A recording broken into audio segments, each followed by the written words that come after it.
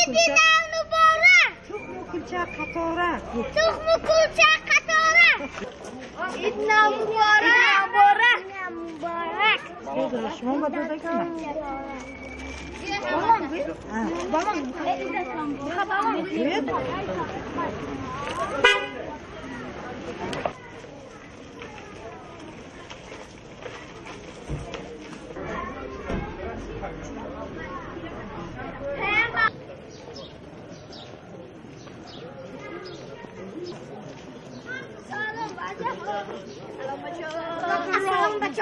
Assalam baco.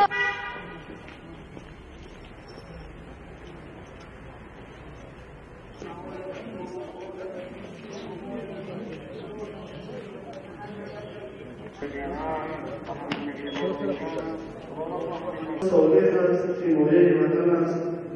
شکر شکر خدا ما روزهای پس امروز ما همه ما شما باید شکر از همین وطن کنیم. شکر کنیم که راهبر دولت داره. شکر کنیم که مقام‌هایی هستند که برای تیمچه امانی ما شما خدمت میکنند و بزرگان اخبار ناطقان تاریخ روایت کردند که تفسیر همین یک عباره قرآن کلید زندگی و خوشبختی مسلمان است. این تنها در شکر کردن و زبان نیست.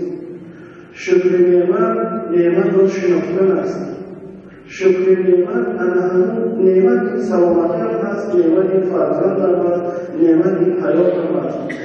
در شهر شنبه دو مسجد زمانه‌ای هم بسیار با شرایط‌های خوب ساخته و استفاده قرار داده شد. هم مسجد سراسیا و مسجد شهرک 64 نوحه فیردوسی و به همین ترتیب امروزه با دستگیری ساختارهای شهری و جمهوری و به واسطه با دستگیری کمیته و کارهای دیگر نزد حکومت جمهوری اسلامی محترم رئیس کمیته خالد زاده رحمه الله امروز همه این مسجدهای جامع شهری در رفت اجرتگذاری روحی از مسازی قرار دارند و در برابر این از عید قربان سال گذشته تا امروز در این میانه 16 مسجد جای جمعیتی شهر شنبه و مسجد فرمانده ترتیب داده شد.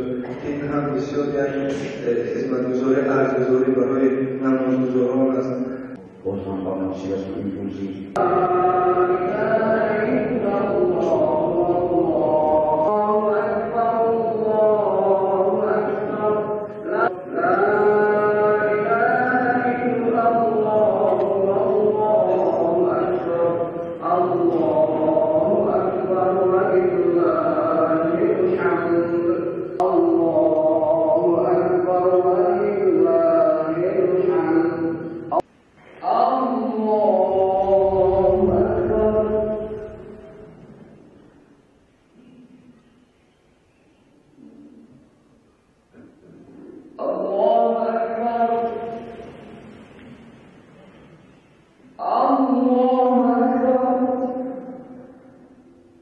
جایشان را جنت بگردان.